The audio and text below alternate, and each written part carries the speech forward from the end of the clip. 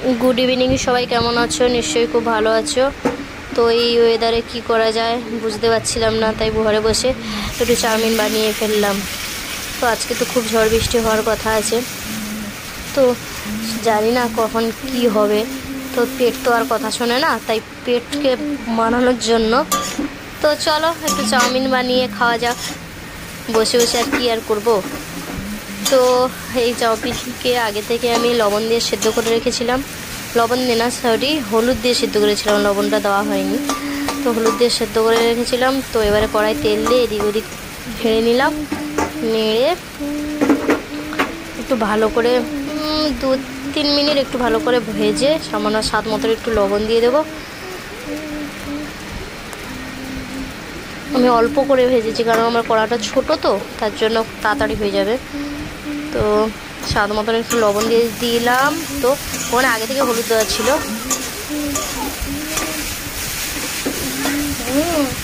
এবার আগে থেকে ভেজে রাখা ডিম আলু ছোট ছোট করে কেটে আলুকে ছোট ছোট করে কেটে সেটা ভেজে রেখেছি। আর তো এই যে তার সাথে ডিমও দিয়ে রেখেছি, দিয়ে ভাজা আছে। তো এটা এর সঙ্গে মিক্সড করে দিলাম। বিনসও দিলে হতো, বিনস ছিল না, যদিও নষ্ট হয়ে গেছে এগুলো। দিয়ে ভালো করে এপাশ ওপাশ নাড়া দিয়ে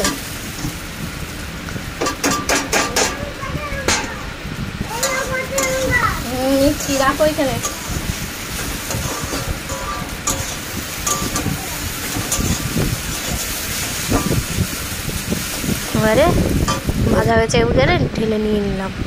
এবার ঢেলে নেওয়ার পরে একে একে শসা কুচি, আগে থেকে শসা কুচি রেখেছিলাম, গাজর কুচি আর পেঁয়াজ কুচি দিয়ে দিলাম। তো এবারে মরিচ আছে, কাঁচা লঙ্কা দিয়ে সাথে সস দেবো, দিচ্ছি সস দিয়ে ভালো করে মেখে নিলাম। তো হেলদি অ্যান্ড টেস্টি, হেভি খেতে। যদি কেউ খেতে চাও চলে আসো, তোমার ছেলে বসে পড়ছে চামচ নিয়ে। কেমন খেতে বাবাই বলে দাও তো? হেভি খেতে। চাউমিন কেমন টেস্টি হয়েছিল? হেভি নাচছে। কে বানিয়েছিল? বাবা এটা কে বানিয়েছিল? বলে বাবা কেমন করে খাচ্ছে। ঠিক আছে, তোমার চাউমিন খেতে ভালো লাগে বাবাই? আচ্ছা ঠিক আছে, আবার বানিয়ে দেবো। ঠিক আছে, টাটা।